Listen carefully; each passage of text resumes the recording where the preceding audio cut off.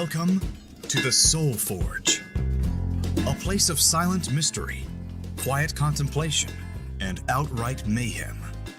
Join your host, Sean Vanderloo, as he guides you through the adventures of living. Together, we'll talk about life and love, sex and dating, joy and heartache, memories and loss, and so much more. Don't worry, it's not nearly as pretentious as it sounds. Get ready for life, the universe, and everything on the Soul Forge.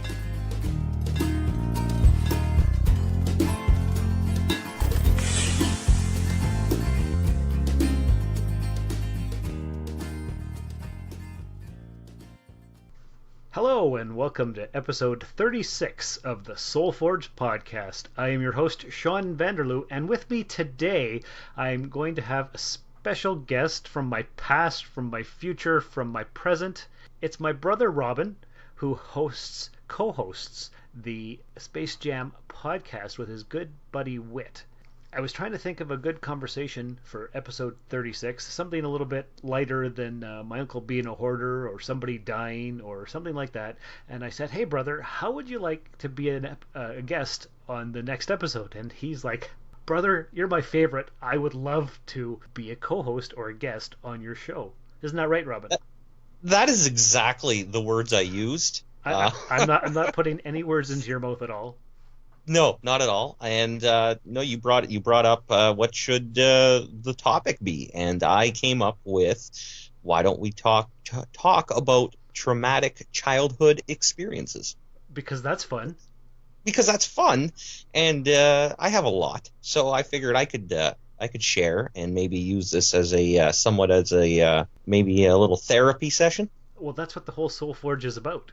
Exactly. It's about self-therapy for me. It's about sharing experiences that are uncomfortable with an audience that may be afraid to talk about these kinds of things themselves or have never heard other people talk about them. So it's all about sharing, because sharing is caring. Sharing is caring. And I have to say, because I've listened to not every episode of The Soul Forge, but pretty damn close to all of them. And in a lot of ways, me and you are very similar. We have a lot of the same habits, tendencies, quirky personality traits, and it's almost like if everyone's listening to you and your stories, it's very similar to me in a lot of ways too. I feel like they get to know us very well, very intimately by listening to the Soul Forge. And you're going to learn a little bit more, I guess, with this episode. So I like it. I like it. So where should we begin? Well, the year was 1992, and no, I honestly I don't even remember what the year was. I don't know. Where do you want to begin? Well, let's start with the fact I was born in 1976. You were born in 1986. We share a mother, but we do not share a father. That's right. I think I've talked about your dad on the podcast before, how he went by the nickname of Cannon and he thought he was a biker. That's right, and which always makes me laugh when you say it that way. Right, because he was a very interesting individual. Yeah, you could say that. Mm-hmm. Very interesting. And I mean, I didn't have a great relationship with him either. I don't think anybody really did. No. Have I mentioned on the podcast how when I was like 12 and 13, I used to have to dress up and be the model for the strippers' outfits? I don't think so, no. Do you remember this? You might have been too young. Yeah, I've probably been too young. I think I remember you guys talking about it or something, but I don't have any vivid memory of it. Well, Obviously, but unfortunately for me, I have very vivid memories because I guess at that age, I was the same size as, a stripping lady, an exotic dancer, whatever you want to call them, and he didn't have like a I don't know, like a mannequin or whatever, and so I would have to wear the leather and chain outfits because he needed to get the adjustments just right. And so I got to wear these things as he put the studs in and the chains and whatever else he did to them. And so that was horrifying. Well, that explains your broken psyche right there. Doesn't it? Yeah, no, well, I mean, it might have, something in part to do with it, you never know. Mm-hmm. I mean, one of the first memories that I remember, I was getting off the bus at lunchtime because I was in JK or SK or whatever the case was. So I only went to school for the morning and would then come home for the afternoon. And this particular day, Cannon was supposed to meet me at the bus stop and bring me home where we lived in Terry Fox Place. And I got off the bus and I stood there and he wasn't there. And our mom was, I believe she was off at school or she was working, but she wasn't able to get me off the bus. You were in school, obviously, as was our other brother, Curtis. And so I was, standing there, lost, confused, didn't have a key to the apartment, so I couldn't, bring myself there. And the bus driver had let you off and drove away? Yeah. Wow. Because, this was the early 90s, and we didn't care so much back then. Safety was not a concern. Safety wasn't, as big, I guess. And, I got off the bus knowing, I guess, full well, not seeing anybody there for me, but obviously not paying attention either. But the thing was, I got off the bus, and I stood there, and I probably stood there maybe about 2 or 3 minutes, just kind of standing in circles and walking around in circles. At the time, there was the public school, M.J. Gacy, was still operational. Right, that was my school. That was your school. And I think you had I don't know if you were in that school or not at the time, but I know Curtis was. Okay. And it was, like I said, so it was lunchtime. And so I walked into that school and I found Curtis's classroom. And I found him. And I kind of just went and was like, hi, and kind of just sprung it as a surprise. And then he had to give me a piece of his pizza, and I don't think he was very happy about that. No. But so eventually somebody came and got me, and I was able to go home. But, I mean, it was just one of those – that was one of the first instances that I can remember that, Abandonment. Yes, exactly. I don't know if I've ever heard that story. Really? Mm-hmm. Oh, yeah. It's a doozy. It's not nearly as bad as the Trout Lake story, which I will tell in a few moments. But that was probably the beginning, I would say. Okay. I've also been abandoned by Cannon in the past, where he would he take me for a van ride and then leave me in the van while he would go into his friend's house and smoke the drugs. Yeah, see, that happened to me on many occasions as well. I believe it. And obviously I didn't know what he was doing because I was way too young, but we would be on our travels and he would say, I got to make a stop. And then we would go somewhere and we would park, and he'd park the truck or the van or whatever it was he was driving. And he would say, I'll be back in 5, bud. It was always 5. It was always 5. I'll be back in 5. I mean, okay, he would take the keys, he would lock everything, and he'd leave me in there. And it wasn't like a hot day. I wasn't dying from heat or anything. Like, none of that. It wasn't nearly as severe as, people are beginning to probably get an idea of. Yeah. But it was, okay, I'll be back in 5 minutes. Just hang tight. And now, I've always been somewhat of a mischievous child, but I never got into any trouble when it was these little situations. I just sat there and was a good little boy and waited. And sometimes it'd be 5 minutes, sometimes it'd be 10, 15 minutes, 3 hours, whatever. 3 hours. No, never that long, because I always made it a point of mine. After about 20 minutes, I would leave the vehicle, and I would go into the same door that I watched him go in, and I would go find him.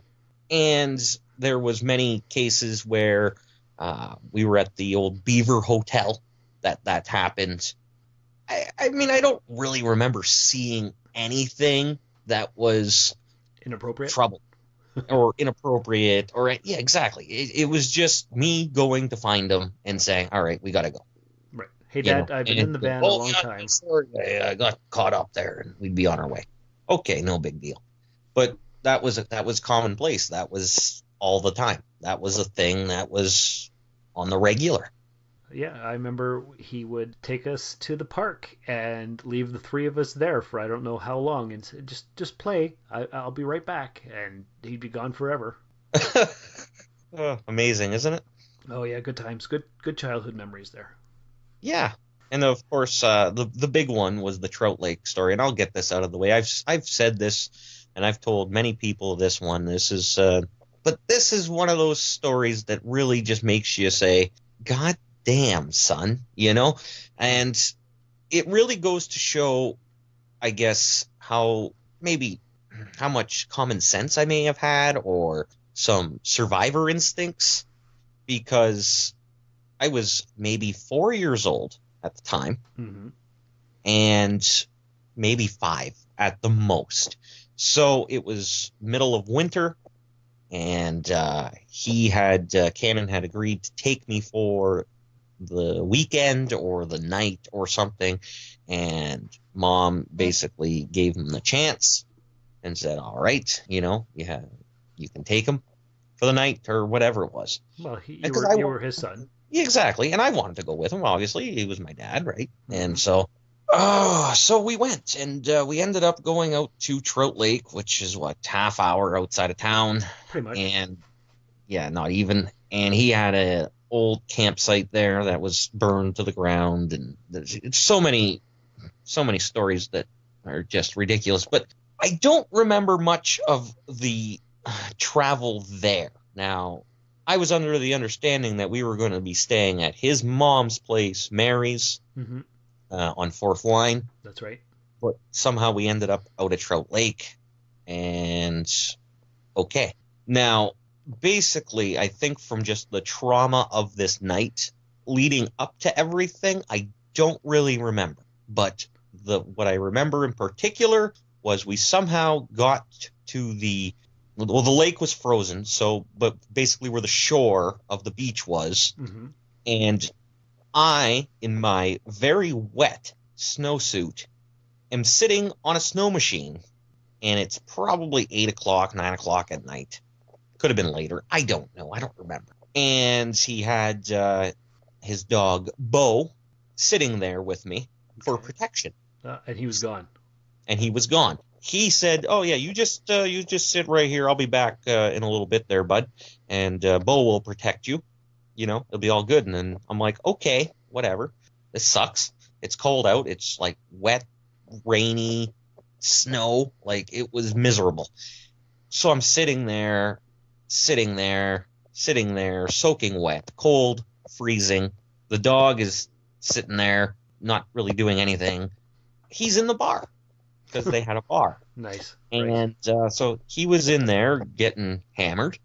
What do you do? Well, I did what any 4-year-old that was frozen to death would do. Basically started just sitting there crying. So I walked inside the bar because I was like, okay, enough of this shit. I want to go home. So I remember walking into the bar, my glasses immediately fogging up and I can't see nothing, surrounded by all these older people. It was loud. Obviously, they had music playing. It was just and it was a really smoky scene too. Right, because you could smoke in the bar back then. Exactly. And so anyways, I'm walking around and all these people are looking at me like, what the frig is going on here? Who's this kid? And I'm like, has anyone seen my dad? And I'm freaking out. So I find him. I tell him, okay, like, hello, I want to go home. And he gets mad about that because he's having a good time. Never mind the fact that I'm frozen outside. Right. So we leave. He's cursing the entire time. We hop in his truck, and his buddy Roger was with us. And so we start trucking down Trout Lake Road towards the highway. And all I can remember is it's a bumpy ride. It's scary. It's dark. He's driving, going maybe it wasn't as fast as I thought, but it seemed really fast for the time. And he's swearing at me because this is my fault. Yeah, you know what I mean? Mm-hmm. Like, and I was like, I don't know what I did wrong. Like, Hello. Meanwhile, his buddy Roger is climbing out of the side window of the truck and climbing into the back cab of the truck. He's grabbing a case of beer, and he's bringing it back in through the window. Oh, that's a good idea. Yeah. Meanwhile, Cannon is still driving, and more beer comes into the vehicle, and he's drinking beer, and they're drinking beer and driving, and so anyways, we end up surviving. There was no crash, thank God. Mm-hmm. It could have been all over before it even got started. But we get back to his mom's place, and I'm soaked, and I don't think I was there for a little longer, but I'm pretty sure I ended up going back to mom's later that night. And that was pretty much the end of it. I never went with him anywhere after that for quite a long time, Right. other than the movies or something like that, right? Yeah. But that pretty much put the kibosh on any father-son excursions. Yeah. And I can still remember it it was yesterday, clear as day. One of those things that It's seared into your memory. Yeah, exactly. Because it's traumatic. It is very traumatic. And you could have died on either the were you on a skidoo in the yard or in the truck? I was sitting on a snow machine in the winter. It wasn't running, obviously, but that was my seat. Right. Because we took the snow machine, I guess, from I don't even remember what happened to the snow machine. I don't remember what happened to the dog.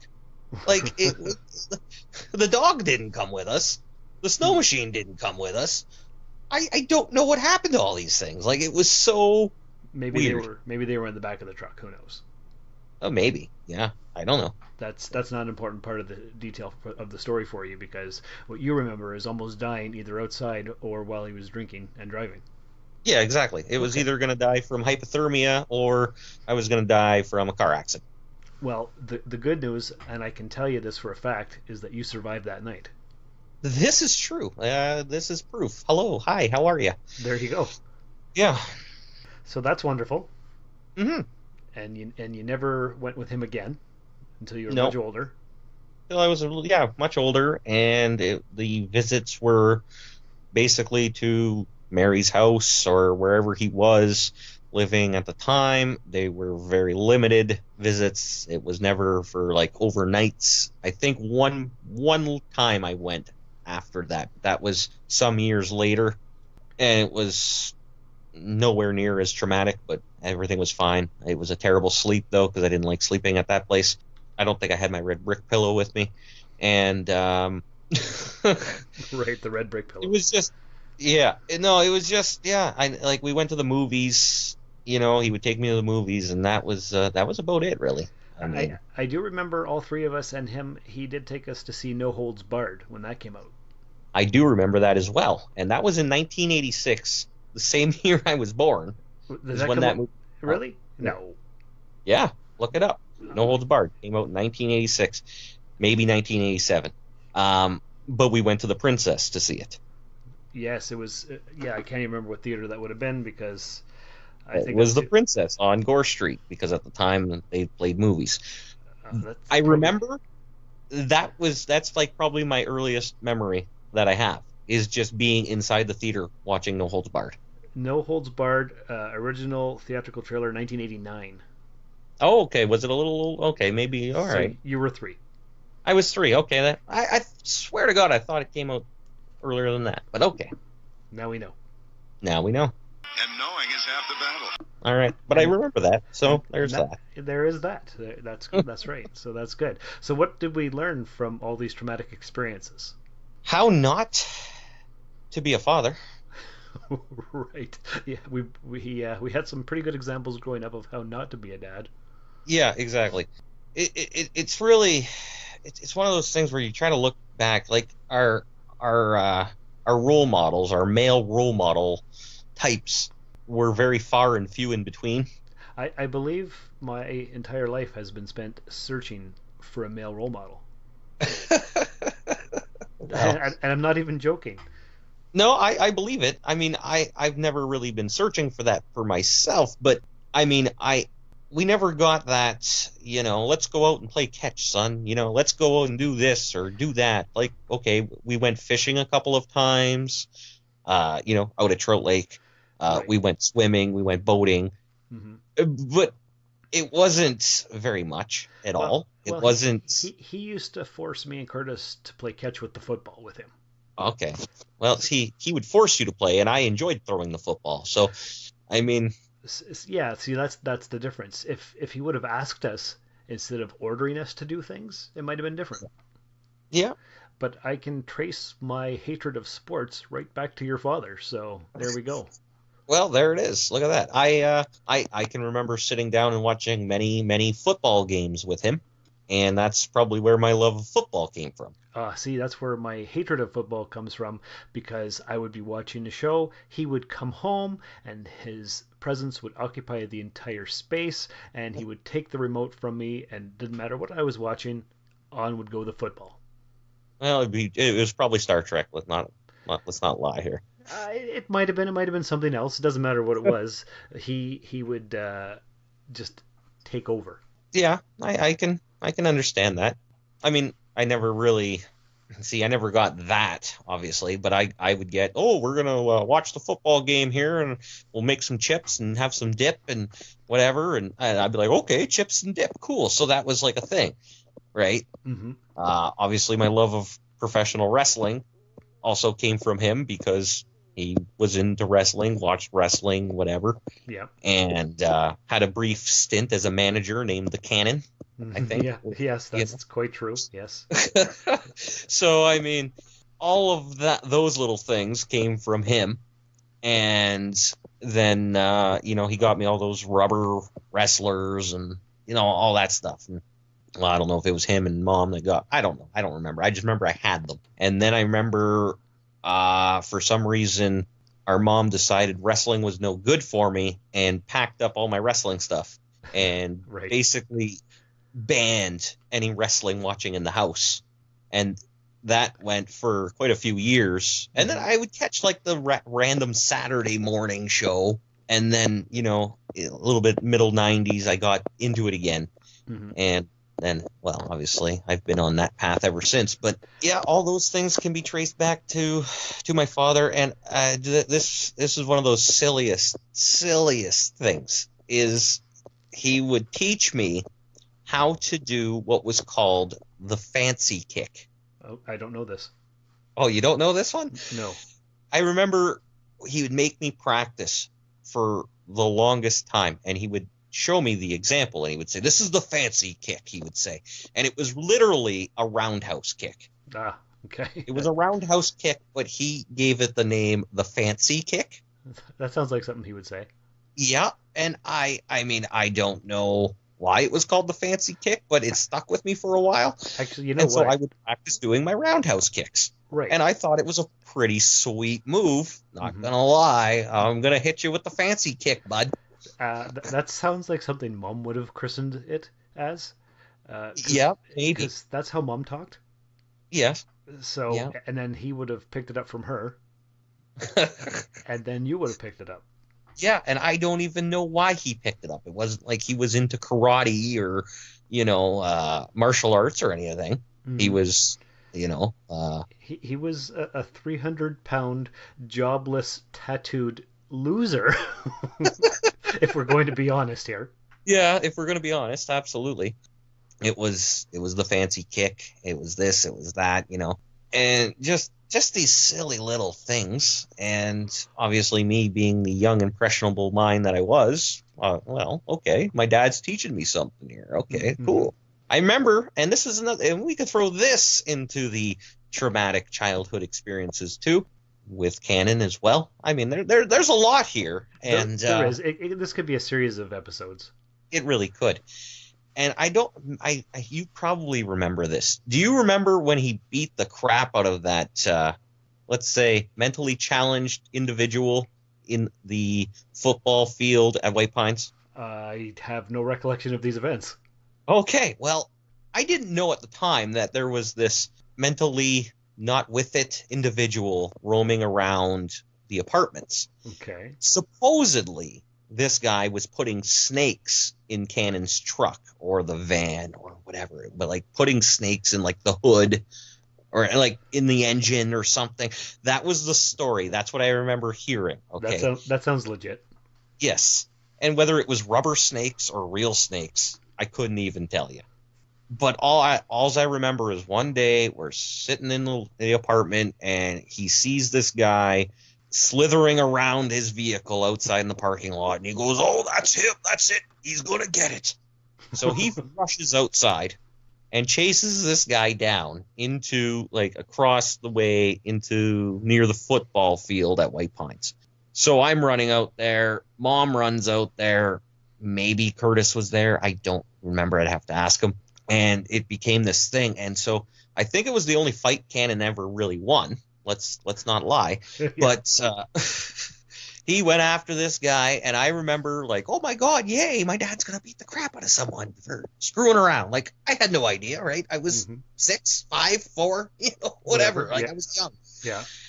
So I'm running out there, and I remember seeing Cannon just getting on top of this guy and just feeding the fists to him. And Mom, being the protector that she was, no, Robbie, you can't watch this. And she puts her hands over my eyes and trying to shield me from watching it. I mean, understandably so. But I'm all jacked. I'm like, oh, no, you got to let me watch. It was over before it, like, even happened. It was quick. It wasn't a big, long, drawn-out thing. It was done pretty quick. But, I mean, it's just the things that really gives you the idea of who he was and how he was. Right? I don't have any recollection of these events. Where was I during our childhood? Watching Star Trek or over at Andrews. I don't know. Yeah, you know what? I was probably glued to the TV and didn't even know what was happening. You spent a lot of time in your room. I did, building model kits and watching Star Trek. Yes. So you didn't really, you weren't in the know with all the happenings so much, right? Apparently not. I mean, I don't know where you were or what you were doing. Yeah, I mean those are the big moments that I can really remember in those first, gosh, I don't know, 5 to 6 years of my life that are really those things that still haunt you. They don't haunt me, and I think I'm over it. But it's just those things that they're always there, right? And so now I'm a father, and I'm a father of 2. Obviously, I can't really model myself on how to be a dad, but I know what not to do. Like, there you go. You had a pretty good example. I think that's the starting point. It is. Where you got to go. It's, I know what not to do. I know what's right. I know what's wrong. That's important. I try to use the same disciplinary actions that I received as a child, just not to the super extremes, no wooden cooking spoons across the bum or anything, but groundings and structure and all that. Structure is important. We didn't necessarily have a lot of that. No, we really kind of didn't. But I mean, oh my God, just thinking about our childhood hurts my brain. Agreed. And how did we turn out so well? Well, or have we? I don't know. That's up for debate. I think we leave that one up to the listeners and whether we've turned out well or not. Mm-hmm. I mean, I think we're doing pretty good, but we're trying. Yeah, we do the best that we can. Yeah, exactly. Any other topics that you wanted to bring up? No, I don't have any other particular ones that I can think of for myself. What do you have for any particular moments of trauma? Well, the ones that we mentioned, and the time that he beat me up when I burnt the peas. Yeah. Yep. So that was pretty bad. Yeah, just being abandoned in the vehicles, being kicked out of the house, being forced to do things I didn't want to do. That kind of thing. Just general, yeah. So general stuff. Yeah. Okay. So yeah, where yours was a little bit more, I would say, inconvenient for you. Mm-hmm. Where mine were more life or death. Right, of course, and because he was your biological father, there'd be more that way for sure. Yeah, there was definitely a balance of good and evil that had to been Oof, yeah. Like it's so hard to just wrap it all around my mind. I remember one time he was in the bathroom and he was going number 2 and he had hollered over to me to bring him the spray so he could freshen up the smell in the bathroom. Okay. And so I walked over and I grabbed the spray and went into the bathroom with it. And for some reason or another, I didn't hand him the spray. I decided I was going to spray it for him. Uh-oh. Yeah. But instead of spraying it up in the air or instead of spraying it, around, I basically gave it a direct shot right to his face. All that air freshener. Wham! I could just imagine his reaction. Oh, it was not a good one. I quickly ran away. Good move. Good move. Ran out of the bathroom, down the hallway, all the way to the door to the apartment. There was a closet beside it, if you remember. Mm-hmm. And I opened that closet and threw myself in there and sat down and basically started rocking back and forth, knowing I was about to die. Right. And all as I remember hearing him say was, "Harley, get your arse over here." Because my middle name being Harley, that's all he called me I was Harley. That's right. Yeah. So he said, he hollered for that, and then I, in a stuttery, teary-eyed voice, "But I don't want to get my arse over there." Nice. Oh boy. Yeah. Good times. Oh, absolutely. All right, and I think this is where we will leave it. We could go on, and maybe we'll have another round of conversations where we do talk about more traumatic childhood memories, or maybe we'll talk about some positive ones for a change. I don't really have any positive ones. So this is the part of the show where we tell listeners where they can get a hold of us and all of that good stuff. Oh, thank you. That's right. Yes. Well, I do indeed co-host the Space Jam podcast. A new episode comes out every Sunday. You can find us on Twitter at the Space Jam podcast. You can find me on Twitter at Robin Wild, or follow me on Instagram at DC Wild. Very good. And of course, all my contact information can be found at the end credits after I wrap up the episode. So once again, listeners, thanks for coming by the Soul Forge. Thanks for listening. Thanks for downloading. Thanks for telling all your friends about the links. And remember, you will never reach your destination if you stop and throw stones at every dog that barks.